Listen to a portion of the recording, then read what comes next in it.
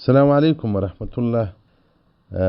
د تندر لمونځ یعنې چې لمر تندر ونیسي چې هغه لمونځ کېږي، د هغه دپاره فقهای کرام درې شیان ذکر کوي: امام به وي، وخت به وي، موضع به وي.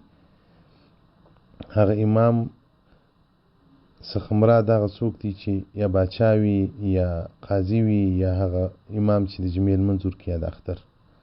او وخت به معلوم وي، یعنې د سهار لمانځه بعد، د مازدیګر لمانځه بعد په اوقات مکرهو کې بې نه کوي، په سم وخت کې بې کوي. موضع به معلوم وي په هغه مساجدو په هغو ځایو کې چې د اختر لمونځ کېږي یا د جمعې لمونځ.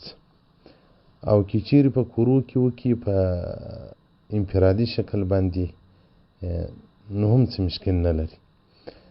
او د لمانځه بعد بیا دعا وکړي. په دغه لمانځه کې چې کوم قرأت وایي هغه به سوکه وایي. زموږ مذهب دا دی. البته امام شافعي صاحب مذهب دا دی چې په زوره به وایي.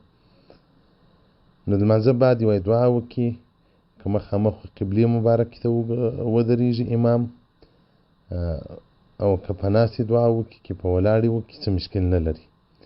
خو هغه منبر ته به نه خیږي چې مثلا لکه د جمعې په ورځ چې پر منبر باندې خطبه ویل کېږي، منبر ته به نه خیږي. او که دعا کوي معتمدنه د تکیه کړي د امام پر لکړه باندې یا پر قوس باندې هم څه مشکل نشته، ډېر ښه کار دی. او دعا دې تر هغه وخته وکړي چې د لمر له تندر څخه وځي. او دغه رنګه 2 رکعته راغلي دي، 4 رکعته راغلي دي، 8 رکعته راغلي دي، خو افضل یې 4 رکعته دي.